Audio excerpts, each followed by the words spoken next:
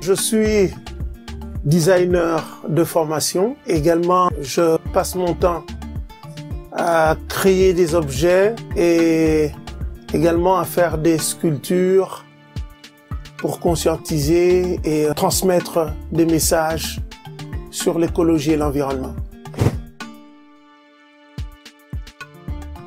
Je peux dire que la sculpture est venue à moi parce que c'est un heureux concours de circonstances. Un jour, mon épouse, en entrant à la maison, elle me montre une bouteille et la froisse en me disant que c'était comme ça qu'on pouvait faire en sorte que les bouteilles ne prennent pas de place dans les poubelles.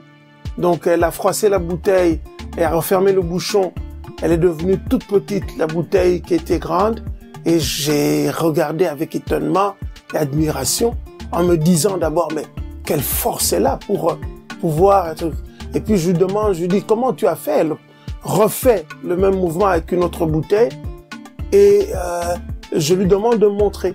Et quand j'ai regardé, j'ai vu une forme artistique.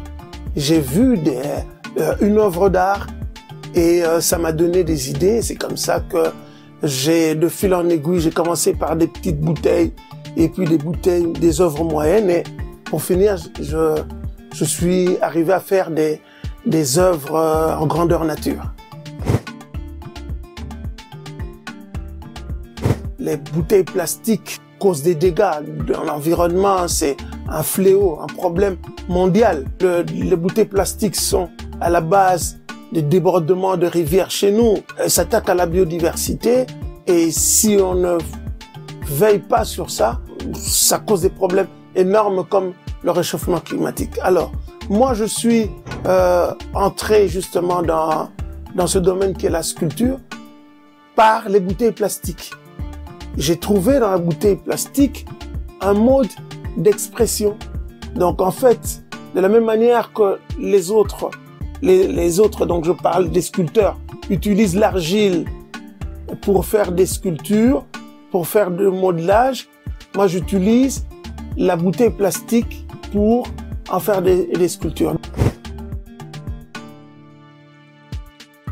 Les bouteilles plastiques d'elles-mêmes ne tiendraient pas. Il y a une armature à l'intérieur donc qui est en acier, qui est en métal. Aussi, le travail du plastique en lui-même, c'est une matière, mais qui a besoin d'autres composants comme les vis, la colle, différents types de peinture pour pouvoir réaliser tout ça. Donc, nous avons besoin de peaufiner la technique, mais aussi d'apporter d'autres matériaux pour arriver à un résultat qui, à notre avis, serait le meilleur. Selon moi, il y a un travail de fond qui doit être fait, un travail très sérieux. Parce que l'avenir de nos jeunes aujourd'hui est un peu laissé pour compte. La preuve, on a les Koulouna, on a les enfants de la rue et tous ces autres-là qui ne font rien. Parce que justement, l'État, à mon avis, ne joue pas suffisamment son rôle. Ils doivent pouvoir entrer en action, prendre en charge, informer, instruire et aussi orienter ces jeunes. À mon avis, ça passe vraiment par la formation. Ça passe par la conscientisation. Ça passe par le suivi des jeunes pour que demain on puisse espérer à une jeunesse accomplie et une jeunesse formée telle que on le désire.